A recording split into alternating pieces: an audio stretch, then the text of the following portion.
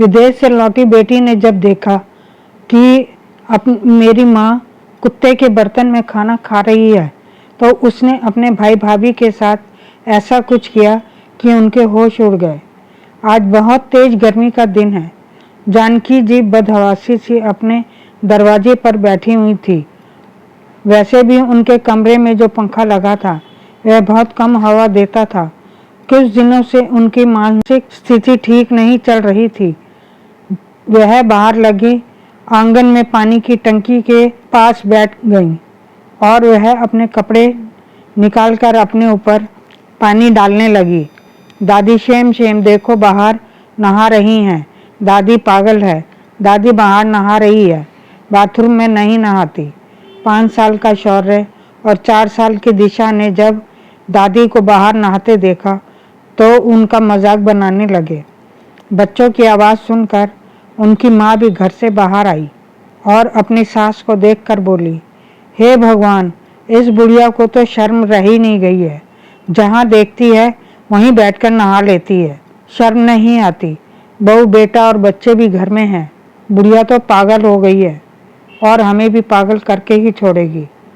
चलो बच्चों अंदर चलो, कोई भरोसा नहीं है इसका, कब किसको नुकसान पहुंचा दे। जानकी जी भी अपने कपड़े उठाकर अपने कमरे में चली गई। अगले दिन जब पड़ोसन मीना सोकर उठी और बाहर आई तो उसने जानकी जी को देखा और हैरान हो गई कि जानकी जी उनके कुत्ते की थाली में से खाना उठाकर खा रही थी। अरे अरे जानकी बहन, यह क्या कर रही हो? तुम तो कुत्ते का खाना खा रही हो।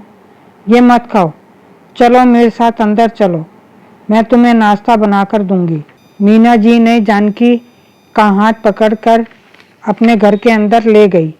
उनके लिए गरम गरम चाय और पराठा बनाकर जानकी जी को खिलाया और खुद भी खाया।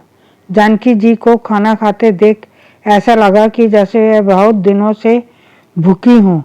जब खाना खत्म हुआ, मीना जानकी जी का हाथ पकड़कर उनके घर ले गई और उनके बहू बेटे के पास लाकर बोली कि भगवान ऐसे दुश्मन बहू बेटा किसी को भी ना दे, और उनको बहू आशा को उनका ख्याल रखने के लिए बोलकर अपने घर आई। मीना जी के जाने के बाद जानकी जी की बहू आशा ने जानकी को धक्का मारकर बोली, इस बुढ़िया ने मेरा जीना हराम करके रखा है, पता नहीं कैसे नजर बचाकर भाग जाती है, पड़ोसियों के सामने भी हमारी बेइज्जती करवाती है, पागल बुढ़िया कहीं की। जानकी जी बेचारी चुपचाप अपने कमरे में जाकर बैठ गईं। उन्हें अपनी सुध-बुध ही नहीं थी, चाहे उन्हें मारो पीटो या गालियां दो। जब वह स्वस्थ थी तब इस जालिम बहू का सामना नहीं कर पाती थी। अब तो वह मानसिक संतुलन बिगड़ जाने पर वह और भी कुछ नहीं कर सकती। आशा ने जानकी जी को उनके कमरे में बंद कर दिया और खुद बड़बड़ करती हुई अपने कमरे में सोने चली गई। शाम को जब मनोज ऑफिस से घर आया तो आशा उस पर बरस पड़ी। क्या है जी, तुम लोगों ने मुझे क्या समझ रखा है? मुझे क्या रोबोट मशीन हूँ कि घर का सारा काम एक साथ कर लूँ, दोनों बच्चों को भी संभालूँ, उन्हें स्कूल भेजूँ, होमवर्क कराऊँ और आपकी पागल माँ को भी संभालूँ। पर जब से बुढ़िया पागल हुई है तब से घर की सारी जिम्मेवारी मेरे ऊपर ही आ पड़ी है। इस बुढ़िया के घर में रहने से मेरा सारा काम ही बिगड़ जाता है। आप तो सुबह ऑफिस चले जाते हो और शाम को आते हो, मुझे घर का सारा काम करना पड़ता है और इस बुढ़िया को भी देखना पड़ता है। आप इसे किसी पागल खाने में भर्ती करवा दो, मुझे भी 2 घड़ी आराम मिल जाया करेगा। इससे तो कभी कभी डर भी लगता है कि कहीं ये हमें नुकसान ना पहुंचा दे। इससे पहले मनोज कुछ कहता, तभी एक बच्चा बाहर से भागता हुआ आया और बोला, मनोज भाई बाहर देखिए। दादी माँ ने बाहर प्रेस वाले भैया के सारे कपड़े सड़क पर फेंक दिए हैं और हंस हंस कर तालियां बजा रही है। मनोज बाहर आकर अपनी माँ को घर के अंदर लेकर आता है। मनोज अपनी माँ पर हाथ उठाते उठाते रह जाता है और दांत भींच कर कहता है कि आशा, माँ को कमरे के अंदर बंद कर दो। जानकी जी बहुत बड़े घर की बेटी थी और सारे कामकाज में माहिर भी थी, परंतु कम उम्र में ही उनका विवाह गौरव जी से कर दिया गया। गौरव जी अमीर ना सही परंतु बहुत सफल व्यक्ति थे। उनके माता पिता ने उनकी सज्जनता देखकर ही जानकी का विवाह गौरव के साथ किया था। वह इतने संपन्न तो नहीं थे। गौरव जी की एक कपड़े की दुकान थी।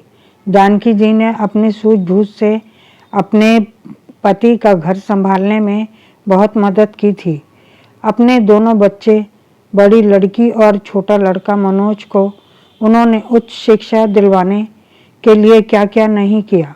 जानकी जी एक अच्छी माँ के साथ साथ एक अच्छी बहू भी थी।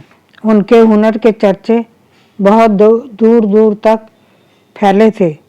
अचानक एक दिन गौरव को लीवर कैंसर ने ऐसा घेरा कि वो बिस्तर से कभी उठ नहीं पाए। काफ़ी इलाज करवाया, फिर भी वह ठीक नहीं हो पाए और अपनी पत्नी और 2 बच्चों को रोता बिलखता छोड़कर चल बसे। पति की मौत का ऐसा सदमा लगा कि जानकी जी भी बीमार रहने लगी। मनोज ने उन्हें डॉक्टर को दिखाया तो सारे टेस्ट नॉर्मल थे। उन्हें पति की मौत का सदमा ऐसा लगा जो उन्हें अंदर ही अंदर खाए जा रहा था। गौरव जी बेटी रिंकी की शादी अपने जीवन काल में ही कर गए थे। मनोज अभी पढ़ रहा था। रिंकी की भी शादी के 5 साल बाद रिंकी अमेरिका में बस गई थी। माँ की जिम्मेवारी अब मनोज पर थी, इसीलिए रिंकी ने सोचा कि मनोज की शादी करा दी जाए। जानकी जी ने यह बात कभी नहीं सोची थी कि बहू के रूप में उन्हें आशा एक नागिन के रूप में आ रही है। अभी पति की मौत के जख्म भरे भी नहीं थे कि बहू ने आते ही उन्हें मेंटल टॉर्चर करना शुरू कर दिया। एक बार जानकी जी सोकर उठी तो उनके इतने सुंदर बाल आशा ने काट दिए थे। कई बार उनकी नई नई साड़ियाँ काट दी थी। कई बार चाय में नमक डाल देती थी तो कभी बाथरूम में चेन से बांध देती थी। थोड़े दिनों बाद उनकी बेटी अमेरिका से इंडिया आई तो उसने आशा से पूछा कि मेरी माँ कहाँ है। इस पर आशा ने कोई जवाब नहीं दिया। रिंकी ने फिर 2 बार पूछा, क्या आशा ने कोई जवाब नहीं दिया।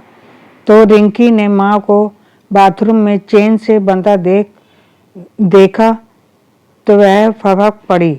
माँ ने आशा से पूछा कि माँ को बाथरूम में कैसे बांधा हुआ है।